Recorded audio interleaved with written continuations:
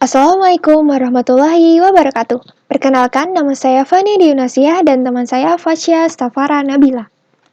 Di sini kami akan membahas unit 7, bentuk dan fungsi hewan pada bab 40, 41, dan 42.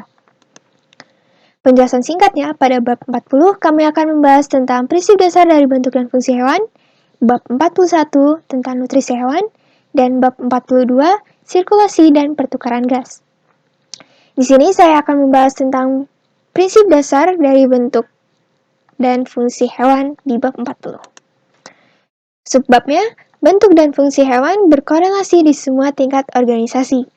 Hukum fisika membatasi evolusi ukuran dan bentuk hewan. Kendala ini berkontribusi pada evolusi konvergen dalam bentuk tubuh hewan. Di sini ada contohnya pada gambar evolusi konvergen yang mempengaruhi bentuk tubuh hewan pada kecepatan berenang padanya. Nah, seleksi alam ini sering menghasilkan adaptasi yang serupa ketika organisme yang beragam menghadapi tantangan lingkungan yang sama, seperti mengatasi hambatan saat berenang. Nah, setiap sel hewan harus memiliki akses ke lingkungan berair. Kantung dua lapis sederhana dan bentuk datar memaksimalkan paparan media di sekitarnya. Rencana tubuh yang lebih kompleks memiliki permukaan internal yang sangat terlipat khusus untuk bertukar bahan. Di sebelah kiri ada gambar sebuah ameba yang memiliki satu sel organisme, dan di sebelah kanan ada hidra pada hewan yang memiliki dua lapis sel. Tubuh hewan didasarkan pada hierarki sel, jaringan, organ, dan sistem organ. Jaringan epitel membentuk antarmuka aktif pada permukaan eksternal dan internal, seperti jaringan ikat-mengikat dan menopang jaringan lainnya seperti kontrak jaringan otot, bagian tubuh yang bergerak, dan jaringan saraf yang mentransmisikan impuls saraf ke seluruh tubuh. Di sini ada contohnya jaringan epitel pada hewan. Lalu di gambar sebelah kiri ada jaringan ikat yang terdapat pada hewan, dan sebelah kanan ada jaringan otot pada hewan, dan yang terakhir ada jaringan saraf pada hewan. Nah, di sini ada pada gambar sinyal pada endokrin dan sistem saraf. Di sini ada pemberian sinyal dari hormon dan pemberian sinyal dari saraf. Nah, sistem endokrin dan saraf merupakan dua sarana komunikasi antara lokasi yang berbeda dalam tubuh. Sistem endokrin menyiarkan molekul sinyal yang disebut hormon yang beredar melalui aliran darah, tetapi hanya sel-sel tertentu yang responsif terhadap setiap hormon. Nah, sistem saraf ini menggunakan sirkuit seluler khusus yang melibatkan sinyal listrik dan kimia untuk mengirim informasi ke lokasi tertentu. Sebab selanjutnya, kontrol umpan balik memelihara lingkungan internal pada banyak hewan. Hewan merupakan pengatur jika mengontrol variabel internal dan conformer jika memungkinkan variabel internal bervariasi dengan perubahan eksternal. Ada sebuah keadaan, yaitu homeostatis, yang merupakan pemeliharaan keadaan stabil meskipun ada perubahan internal dan eksternal. Di sini ada gambarnya, yaitu mekanisme homeostatis. Mekanisme homeostatis biasanya didasarkan pada umpan balik negatif, di mana respon mengurangi stimulus. Sebaliknya, umpan balik positif melibatkan penguatan stimulus oleh respon dan seringkali membuat perubahan keadaan, seperti transisi dan kehamilan ke persalinan. Di sini ada ritme sirkadian dari manusia. Nah, perubahan yang diatur dalam lingkungan internal sangat penting untuk fungsi normal. Ritme sirkadian adalah fluktuasi harian dalam metabolisme dan perilaku yang disesuaikan dengan siklus terang dan gelap di lingkungan. Perubahan lingkungan lainnya dapat memicu aklimatisasi, pergeseran sementara dalam kondisi mapan. Subbab selanjutnya, proses homeostatik untuk termoregulasi yang melibatkan bentuk, fungsi, dan perilaku. Seekor hewan mempertahankan suhu internalnya dalam kisaran yang dapat ditoleransi oleh termoregulasi. Hewan endotermik dihangatkan sebagian besar oleh panas yang dihasilkan oleh metabolisme. Sedangkan hewan ektotermik mendapatkan sebagian besar panasnya dari sumber eksternal. Endotermik ini membutuhkan pengeluaran energi yang lebih besar. Nah, suhu tubuh dapat bervariasi dengan suhu lingkungan seperti poikilotherm atau relatif konstan seperti pada homeotherm. Di sini ada contohnya yaitu anjing laut yang merupakan endotherm dan pada kadal yang merupakan ektotherm. Dalam termoregulasi, penyesuaian fisiologis dan perilaku menyeimbangkan perolehan dan kehilangan panas yang terjadi melalui radiasi, evaporasi, konveksi, dan konduksi. Isolasi dan pertukaran arus berlawanan mengurangi kehilangan panas, sedangkan terengah-engah, berkeringat, dan mandi meningkatkan penguapan dan dapat mendinginkan tubuh. Banyak ektotherm dan endotherm yang menyesuaikan laju pertukaran panas dengan lingkungan mereka, dengan vasodilatasi atau vasokonstriksi, dan dengan respon perilaku. Nah, di sini ada contohnya pertukaran panas yang terdapat pada organisme dan lingkungan. Contohnya ada pada iguana. Nah, lalu banyak mamalia dan burung yang menyesuaikan jumlah insulasi tubuh mereka sebagai respon terhadap perubahan suhu lingkungan. Nah, ektotherm mengalami berbagai perubahan pada tingkat sel untuk menyesuaikan diri dengan perubahan suhu. Di sini ada fungsi termostatik pada hipotalamus di termoregulasi manusia. Nah, hipotalamus ini bertindak sebagai termostat dalam pengaturan suhu tubuh mamalia. Demam mencerminkan pengaturan ulang termostat ini ke kisaran normal yang lebih tinggi sebagai respon terhadap infeksi. Sebab yang selanjutnya, kebutuhan energi terkait dengan ukuran, aktivitas, dan lingkungan hewan. Hewan memperoleh energi kimia dari makanan dan menyimpannya untuk penggunaan jangka pendek dalam bentuk ATP. Nah, jumlah total energi yang digunakan dalam satuan waktu menentukan tingkat metabolisme pada hewan.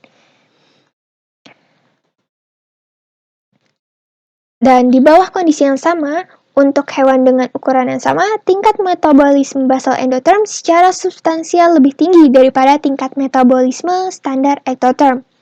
Laju metabolisme minimum per gram berbanding terbalik dengan ukuran tubuh hewan sejenis.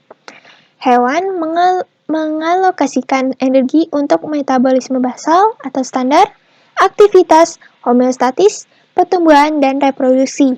Di sini ada contohnya hubungan antara laju metabolisme dengan ukuran pada tubuh.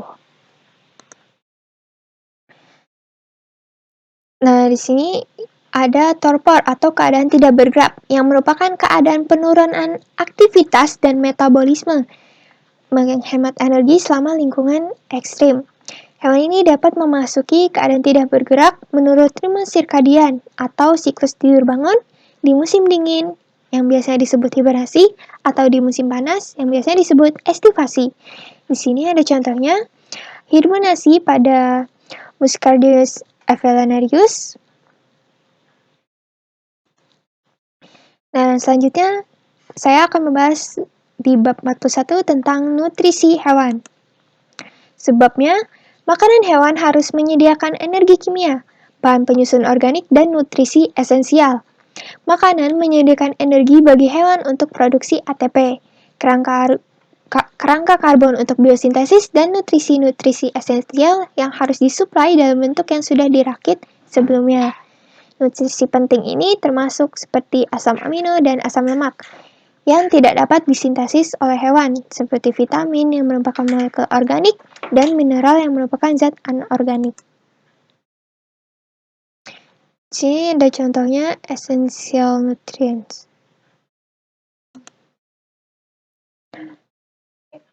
Pada gambar terlihat rupi kapra yang kekurangan nutrisi atau disebut malnutrisi. Nah, malnutrisi ini terjadi karena asupan nutrisi esensial yang tidak memadai atau kekurangan sumber energi kimia. Nah, studi penyakit pada tingkat populasi membantu peneliti menentukan kebutuhan pola makan manusia. Di subbab selanjutnya yaitu siklus kontraksi jantung yang terkoordinasi mendorong sirkulasi ganda pada mamalia. Hewan memiliki cara yang berbeda dalam mendapatkan dan menelan makanannya. Banyak hewan merupakan pemakan massal, memakan makanan dalam jumlah yang besar. Strategi lainnya yaitu filter feeding, substrate feeding, dan feed feeding. Di sini ada contohnya filter feeding pada paus. Di sini ada substrate feeding yang terdapat pada ular dan feces. Di sini ada feed feeding yaitu pada nyamuk, dan di sini ada double feeding yaitu pada ular.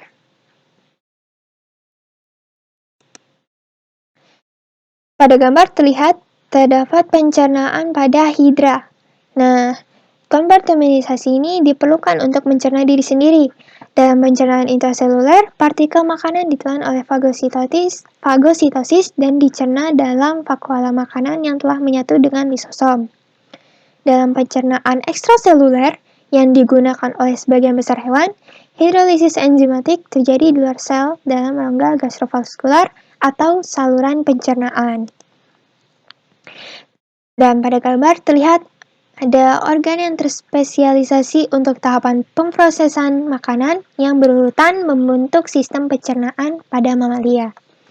Dimulai dari mulut, esofagus, perut, sampai ke anus. Sebab selanjutnya yaitu adaptasi evolusioner sistem pencernaan vertebrata yang berkolerasi dengan pola makanan. Pada gambar terlihat merupakan salah satu contoh variasi struktural yang mencerminkan pola makan. Di sini pola makan mempengaruhi evolusi gigi. Pada gambar di sini ada karnivora yang biasanya terdapat dalam keluarga anjing atau kucing. Lalu di sini ada herbivora yang biasanya dimiliki oleh keluarga kuda dan rusa. Dan di sini ada omnivora yang biasanya dimiliki oleh manusia. Selanjutnya ada saluran pencernaan dari coyote dan koala. Ini coyote itu kayak serigala. Jadi coyote ini saluran pencernaannya relatif pendek, cukup untuk mencerna daging dan menyerap nutrisinya.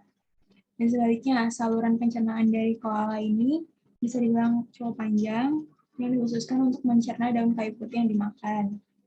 Mengunyah ekstensif memotong daun menjadi potongan-potongan kecil untuk meningkatkan paparan cairan pencernaan. Di sekum panjang ini dan bagian atas usus besar, bakteri simbiosis lebih lanjut mencerna daun yang diparut untuk melepaskan nutrisi yang dapat diserap oleh koala.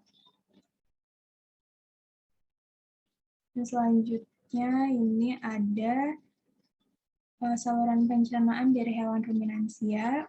Ini ada sapi. Dalam rumennya ini memiliki 4 ruang. Makanan yang dikunyah pertama kali masuk ke rumen dan retikulum, tempat dari mikroorganisme untuk mencerna selulosa dalam bahan tanaman. Dan secara berkala, sapi memuntahkan dan mengunyah kembali makanan yang dari retikulum tadi, selanjutnya memecah serat-seratnya. Dan pakan yang ditelan kembali melewati omasum, di mana sebagian air dikeluarkan. Kemudian diteruskan ke abomasum untuk dicerna oleh enzim, dan dengan cara ini sapi dapat memperoleh nutrisi yang signifikan dari rumput.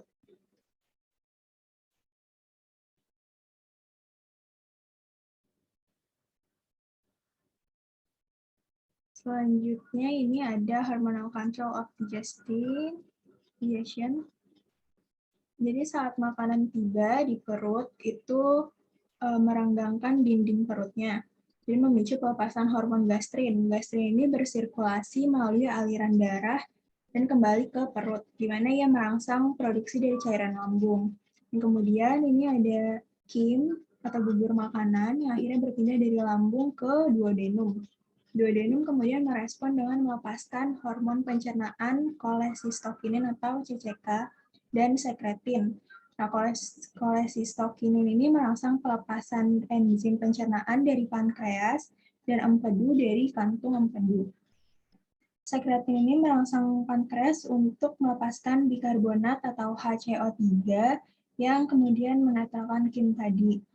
Dan jika kimnya ini kaya akan lemak, tingginya tingkat sekretin dan CCK yang dilepaskan bakal jadi lambung untuk menghambat peristaltik dan sekresi dari getah lambung, sehingga memperlambat pencernaan. Kemudian penyakitnya ini ada diabetes mellitus. Penyakit diabetes mellitus ini disebabkan oleh defisiensi insulin atau penurunan respon insulin pada jaringan target. Kadar glukosa dari darah ini meningkat, tetapi sel-selnya tidak dapat mengambil glukosa yang cukup untuk memenuhi kebutuhan metabolismenya. Dan sebaliknya, lemak menjadi substrat utama untuk respirasi sel.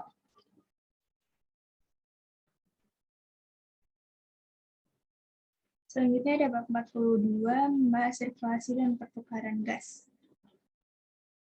Sistem peredaran darah menghubungkan permukaan pertukaran darah dengan sel-sel di seluruh tubuh. Pada hewan kecil, sel dapat bertukar materi secara langsung dengan media sekitarnya. Pada kebanyakan hewan, sistem transportasi menghubungkan organ pertukaran dengan sel-sel tubuh. Sebagian besar hewan kompleks memiliki sistem transportasi internal yang mengedarkan cairan. Dan rongga gastrovaskular pada hewan sederhana seperti Cnidaria memiliki dinding tubuh yang hanya setebal 2 sel dan menutupi rongga gastrovaskularnya. Rongga ini berfungsi baik dalam pencernaan dan distribusi zat ke seluruh tubuh. Beberapa Cnidaria seperti jelly memiliki rongga gastrovaskular yang rumit, dan pada cacing pipih memiliki rongga gastrovaskular dan rasio luas permukaan terhadap volume yang besar.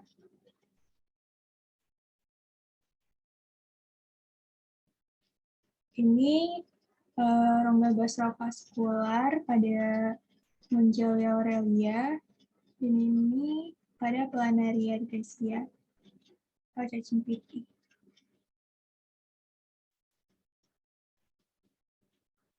Selanjutnya ada sistem peredaran darah terbuka dan tertutup. Pada serangga, arthropoda, dan kebanyakan moluska, darahnya ini menggenangi organ secara langsung dalam sistem peredaran darah terbuka. Jadi dalam sistem peredaran darah terbuka ini nggak ada perbedaan antara darah dan cairan interstisial. Dan cairan tubuh umum ini lebih tepat disebut sebagai hemolimfa. Sedangkan dalam sistem peredaran darah tertutup, darahnya terbatas pada pembuluh darah dan berbeda dari cairan interstisial. Sistem peredaran darah tertutup ini lebih efisien dalam mengangkut cairan sirkulasi ke jaringan dan sel. Selanjutnya, sistem peredaran darah tertutup pada vertebrata. Manusia dan vertebrata lainnya memiliki sistem peredaran darah tertutup yang sering disebut dengan sistem kardiovaskular. Dan 3 jenis utama pembuluh darahnya itu yang pertama ada pembuluh arteri, yang fungsinya untuk membawa darah menjauh dari jantung. Yang kedua ada vena, yang fungsinya membawa darah menuju ke jantung. Dan terakhir ada pembuluh kapiler, berfungsi untuk pertukaran cairan dan nutrisi. Sistem peredaran darah tertutup pada vertebrata ini arterinya bercabang menjadi arteriol dan membawa darah ke kapiler. Jaringan kapiler itu merupakan tempat pertukaran kimia antara darah dan cairan interstisial. Pada jantung vertebrata memiliki 2 atau lebih ruang. Darahnya masuk melalui atrium dan dipompa keluar melalui ventrikal. Jadi atrium ini fungsi untuk menerima darah dan ventrikal untuk memompa darah.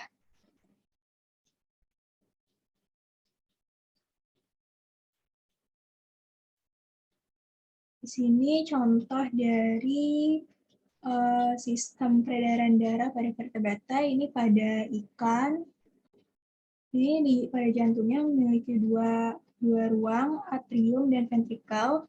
Terus pada amfibi ini di jantungnya memiliki 3 ruang.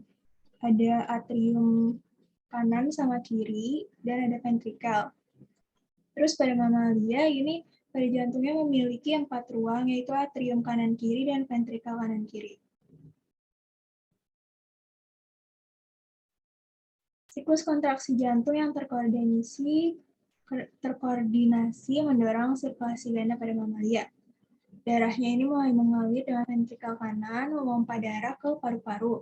Dan di paru-paru, darahnya memuat oksigen lalu mengeluarkan CO2.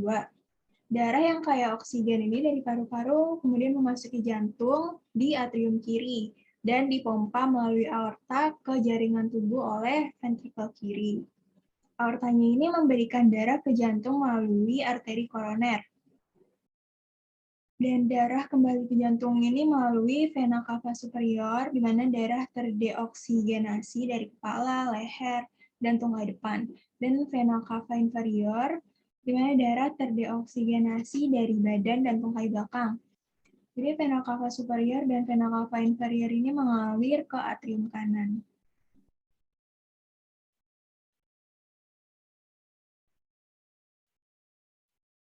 Ini overview dari sistem kardiovaskular mamalia. Kayak tadi mempunyai ruang jantungnya mempunyai 4 ruang, atrium kanan kiri dan ventrikel kanan kiri. Kemudian ini untuk melihat lebih jelasnya dari jantung mamalia, di sisi kanannya itu darah teroksigenasi dari tubuh yang dipompa ke paru-paru. Dan di sisi kirinya darahnya ini teroksigenasi dari paru-paru yang dipompa ke seluruh tubuh. Selanjutnya ada cardiac cycle. Ini jantung berkontraksi dan berelaksasi dalam siklus berirama yang disebut siklus jantung. Kontraksi atau pemompaan, fasenya disebut sistol. Dan relaksasi atau mengisi, fasenya disebut diastol. Tekanan darahnya itu jadi sistolik per diastolik. Kemudian 4 katup untuk mencegah aliran balik darah di jantung. Yang pertama, katup atrioventrikular atau AV untuk memisahkan setiap atrium dan ventrikel. Yang kedua, katup semi lunar mengontrol aliran darah ke aorta dan arteri pulmonalis. Bunyi dari luk-duk dari detak jantung ini disebabkan oleh recoil darah terhadap katup AV yang bunyinya luk. Kemudian terhadap katup semi lunar bunyinya duk. Aliran balik darah ini melalui katup yang rusak dapat menyebabkan murmur jantung. Murmur jantung itu kondisi di mana ada suara desingan gitu di aliran sekitar jantung atau di daerah jantungnya itu.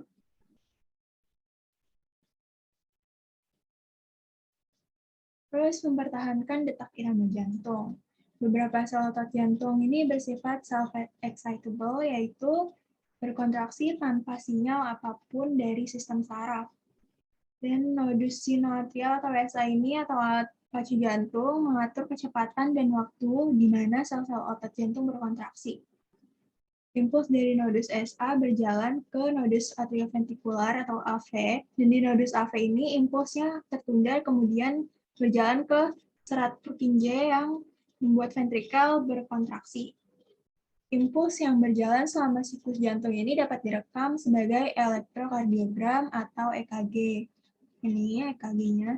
Dan alat pacu jantung ini dipengaruhi oleh saraf, hormon, suhu tubuh, dan juga olahraga.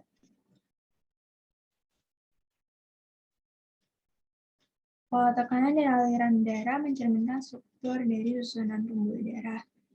Lapisan epitel yang melapisi pembuluh darah itu disebut dengan endotelium.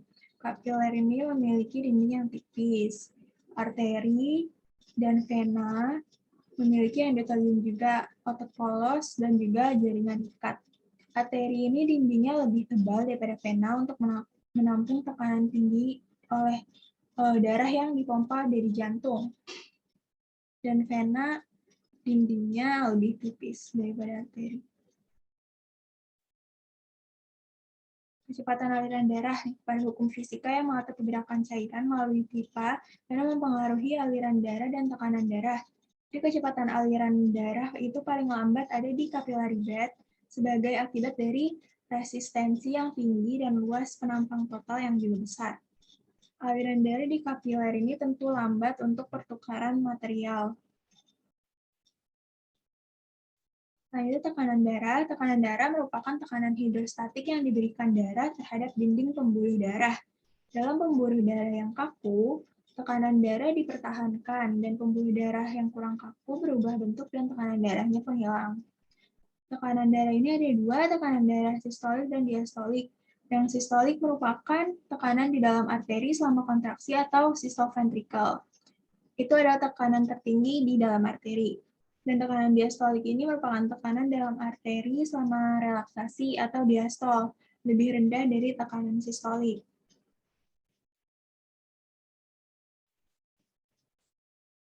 Ini penghitungan dari tekanan darah.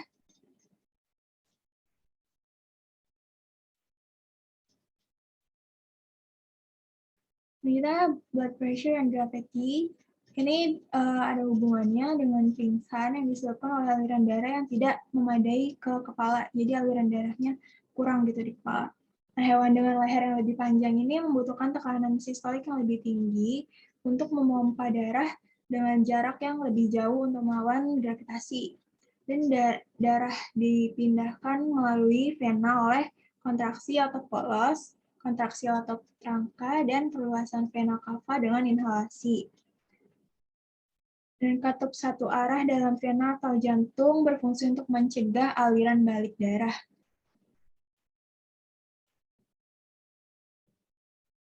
Fungsi kapiler. Pada waktu tertentu, hanya sekitar 5 hingga 10% kapiler tubuh yang memiliki darah yang mengalir melaluinya. Namun, setiap jaringan memiliki banyak kapiler. Jadi, setiap bagian tubuh ini disuplai dengan darah setiap saat. Kapiler di otak, jantung, ginjal, dan hati itu biasanya terisi penuh. Tapi di banyak tempat ini suplai darah bervariasi dari waktu ke waktu karena darah dialihkan dari satu tujuan ke tujuan yang lainnya. Dan dua mekanisme mengatur distribusi darah di kapiler itu. Yang pertama, kontraksi lapisan otot polos di dinding arteriol untuk menyempitkan pembuluh darah. Yang kedua, sphincter prekapiler untuk mengontrol aliran darah antara arteriol dan venula. Ini ada blood flow in capillary beds. Di capillary bed yang tadi itu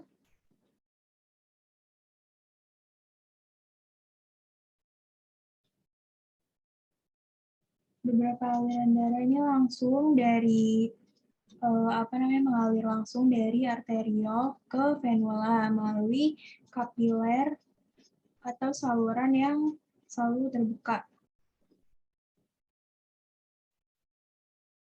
Kemudian sistem limfatik mengembalikan cairan yang bocor ke kapiler, mengembalikan cairan yang disaring ke darah untuk mempertahankan homeostatis. Sistem ini membantu pertahanan tubuh. Cairan yang disebut limfa ini masuk kembali ke sirkulasi jantung, sirkulasi langsung di ujung vena dasar kapiler dan secara nggak langsung melalui sistem limfatik tadi. Sistem limfatik ini kemudian mengalir ke vena leher. Komponen darah berfungsi dalam pertukaran, transportasi, dan pertahanan. Cairan yang diangkut oleh sistem peredaran darah terbuka terus-menerus dengan cairan yang mengelilingi semua sel tubuh dan dengan demikian memiliki komposisi yang sama. Dan sebaliknya, cairan dalam sistem peredaran darah tertutup bisa jauh lebih khusus seperti halnya darah vertebrata. Darah vertebrata merupakan jaringan ikat yang terdiri dari sel-sel yang tersuspensi dalam matriks cair yang disebut plasma. Untuk memisahkan komponen darah menggunakan centrifuge mengungkapkan bahwa elemen seluler, sel dan fragmen sel itu menempati sekitar 45% volume darah dan sisanya merupakan plasma darah.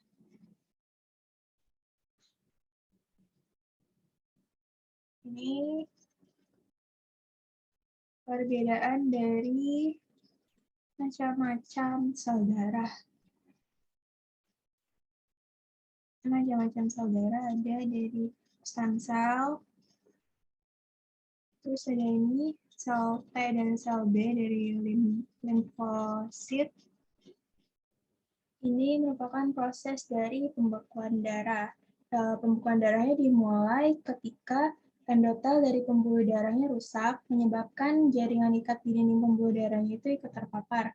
Dan trombositnya ini nempel di serat-serat kolagen di jaringan ikat, terus melepasin zat yang membuat trombosit di dekatnya itu lengket. Kemudian trombosit ini ngebentuk sumbat yang ngasih perlindungan supaya nggak kehilangan banyak darah. Terus ini ada proses dari pembentukan bekuan fibrin yang bikin darahnya bisa berhenti atau beku, pembekuan darah tadi.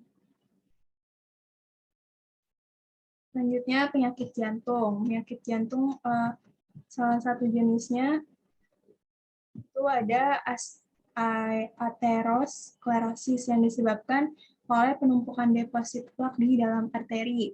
Kemudian ada serangan jantung, yaitu kematian jaringan otot jantung akibat dari penyumbatan satu atau lebih arteri koroner. Dan ada stroke, yaitu kematian jaringan saraf di otak, biasanya akibat pecah atau tersumbatnya pembuluh darah di otak atau kepala. Pertukaran gas yang terjadi di pembungkaman pernapasan usus. Pertukaran gas ini memasuk oksigen untuk respirasi sel, kemudian membuang karbon dioksida. Gas berdifusi menuruni gradien tekanan di paru-paru dan organ lain sebagai akibat dari perbedaan tekanan parsial. Tekanan parsial sendiri merupakan tekanan yang diberikan oleh gas tertentu dalam campuran gas. Jadi suatu gas berdifusi dari daerah yang bertekanan parsial lebih tinggi ke daerah dengan tekanan parsial lebih rendah. Dan di paru-paru, oksigen dan karbon dioksida berdifusi dari tempat yang tekanan parsialnya lebih tinggi ke tempat yang lebih rendah. Selanjutnya ada media pernapasan. Pada hewan dapat menggunakan udara atau air sebagai sumber oksigen atau media pernapasannya. Dan dalam volume tertentu ada lebih sedikit oksigen yang tersedia di air daripada yang ada di udara. Untuk memperoleh oksigen dari air, ini membutuhkan efisiensi yang lebih besar daripada pernapasan di udara. Dan permukaan pernapasan ini pada hewan membutuhkan permukaan pernapasan yang lebih besar dan lembab untuk pertukaran gas antara sel mereka dan media pernapasannya, baik di udara maupun di air. Pertukaran gas melintasi permukaan pernapasan yang terjadi secara difusi. Permukaan pernapasan ini bervariasi dan dapat mencakup permukaan luar, kulit, insang, trakea, dan juga paru-paru. Jadi macam-macam dari struktur insang. Struktur insang, tubuh luar, permukaan tubuh luar yang berfungsi pada pertukaran gas.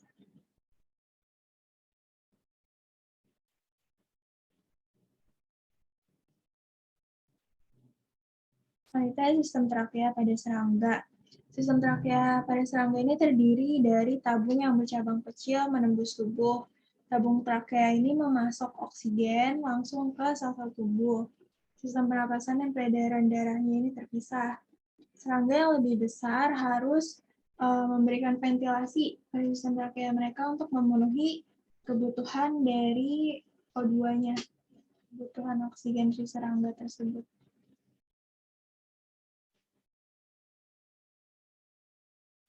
Ini trakea sistem, ini pada belang.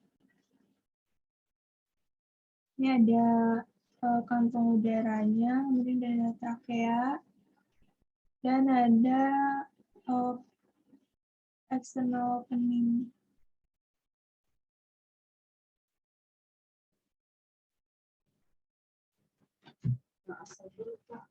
Pada paru-paru, tidak seperti sistem trakea yang bercabang di seluruh tubuh serangga. Paru-paru merupakan organ pernapasan lokal, biasanya dibagi menjadi banyak kantong. Karena permukaan pernapasan paru-paru nggak bersentuhan langsung dengan semua bagian tubuh yang lainnya, jadi celahnya itu harus diisi, dijembatani oleh sistem peredaran darah yang mengangkut gas antara paru-paru dan bagian tubuh lainnya.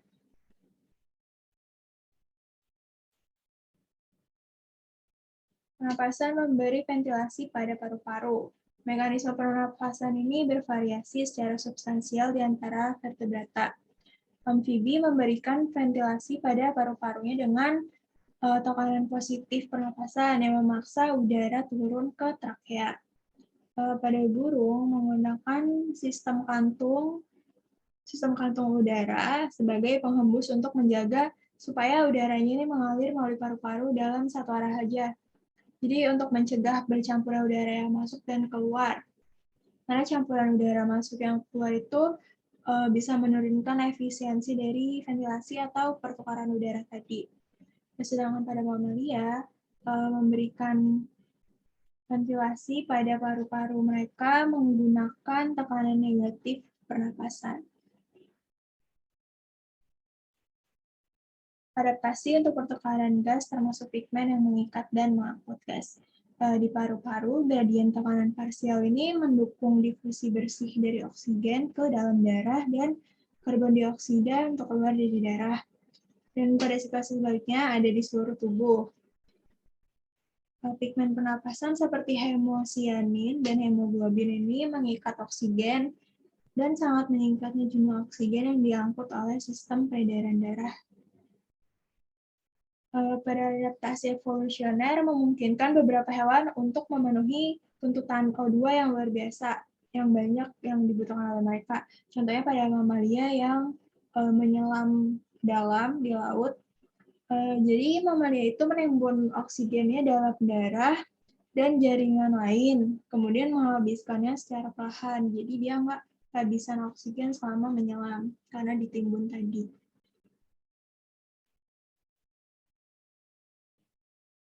Sekian video yang dapat kami sampaikan. Kurang lebihnya mohon maaf. Wassalamualaikum warahmatullahi wabarakatuh.